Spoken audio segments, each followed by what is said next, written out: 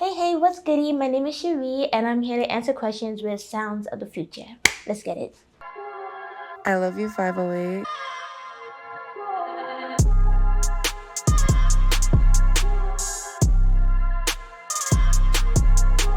Okay, so my name, well, my real name, actually, Shéree is my real name. That is my middle name. But my given name is Ayana. My middle name is Shéree, and my last name is Sedan Colville. I'm from East Flatbush. I'm a first generation born in the States. My father, he's from Jamaica. My mom's from the Bahamas, and my mother's parents are from Haiti. I'm a devoted vegan. I tell diet. I live by those. What else about me? I do music. I'm a musical artist. I write all my music. I'm solely independent. I do everything myself. Honestly, it made me stronger. It made me very determined, and it made me resilient because knowing and seeing that my parents came from the islands to here for a better life and a better opportunity, and seeing the struggles in my eyes is like, it gave me tough skin to attack the world, and it made me pursue the things that I really wanted to pursue. So yeah, like it really shaped me. And seeing my parents, like those are like the two strongest people that I know. um I wanted to live up to that and live up to the strength that they gave me.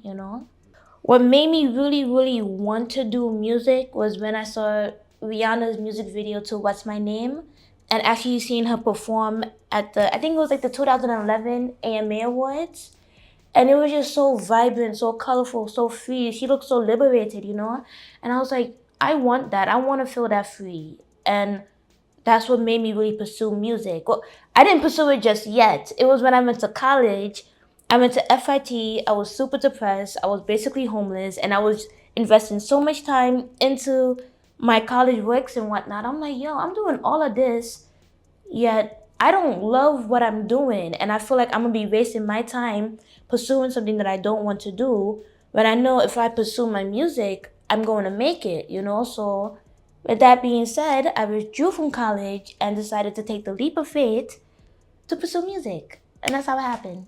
I wouldn't say that because I already knew my path, but I just felt like at that moment I was doing the quote unquote safe route. And the safe route really does not define me because I'm an individual that takes a lot of risk. You know, would I say like around that time it was like a dark period? I guess so. Once again, basically homeless, broke, nothing was going for me. I was super depressed. But me deciding to pursue music, I felt like I had a choice, and I felt like I had like control of my life by pursuing music. Okay, so the type of music that I create, it's highly Caribbean influenced, specifically dancehall music. Because growing up, I grew up around dancehall, reggae, soca, and all that. And it's like I want to show you guys the type of sounds that I grew up with, but I put my own twist to it. And like the kind of artists that influenced me, of course, Rihanna.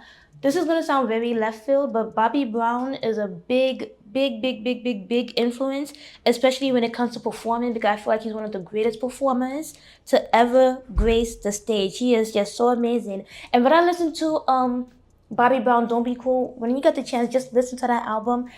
One of the greatest albums in the world, no skips whatsoever. And that album, it just showed like he had something to prove to everybody when he was kicked out of New Edition. And I was like, yo, like he's really like puffing up his chest with this album. Like this is a great album. So that's like another artist that influenced me in my music and how I go about things. And just to make it like general, other things that influence my music is my culture, where I come from, East Flatbush, um, dancehall music, soca music, and reggae music. Being with a label would be nice, but sometimes I feel like labels don't know what to put out, and a lot of labels will follow the wave to make a quick cash grab. That's how I see it as. And also along with labels, they during this day and age, they'll wait for an artist to blow up, and that's when they want to pick them up. They're not willing to really invest in an artist anymore. As opposed to being independent, even though it's effing rough, super expensive, it's a lot of work, you feel satisfied and good about the fact that you're the one who did this all by yourself, you know? So if I had to choose though, like if I was making a lot of money being independent, I would stay independent because I get to make my own rules, I get to regulate my own kind of stuff. But if I was with a label, I would be funded, I would have the connections, and things would work so much faster and so much easier. Yeah. College is not for everybody, and I felt like me going to college, it was more so rushed because I still needed time to really truly discover myself, even though I didn't know what I wanted to do. But I was 18, you know? I needed like some more time to like, search myself and like really be free before I then decide to go to college.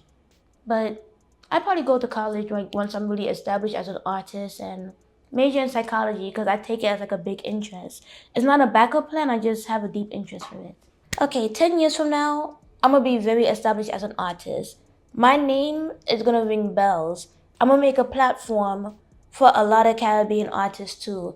And when I say that, I'm not saying that Caribbean artists before me didn't make a platform for themselves, but I just feel like at the given moment we're kind of on the back burner. The fact that dancehall music don't even have a category and Afrobeats have a category now in such a short period of time goes crazy because I feel like from the late 90s to early 2000s they should have been had a category, you know.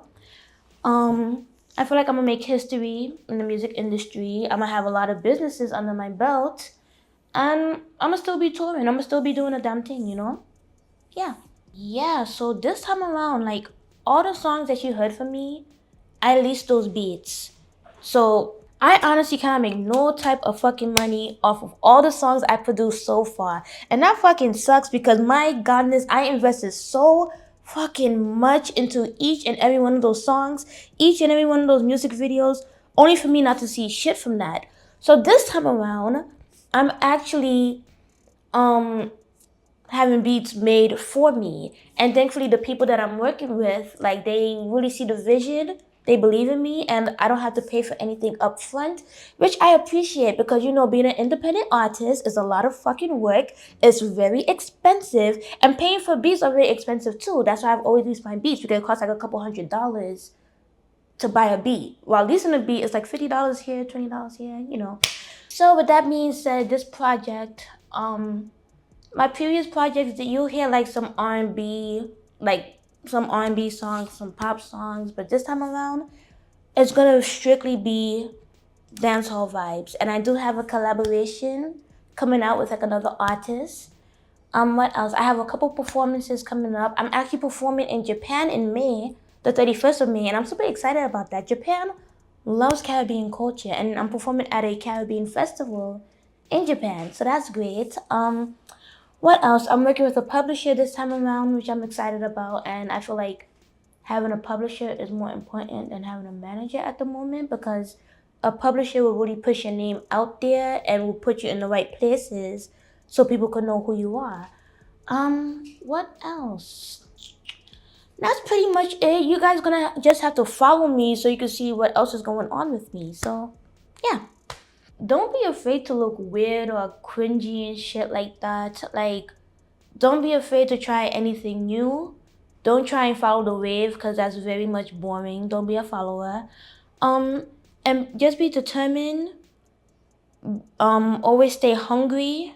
No matter how much music you put out, treat every song like it's your first song, you know? Always honor your PhD, your pride, honor, and dignity. Those are the three most important things when it comes to pursuing the path of music and just dealing with the world as is.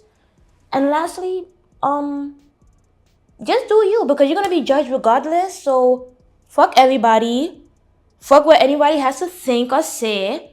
Do you, be free, release all your inhibitions, and have fun in life while being responsible. I love you, 508.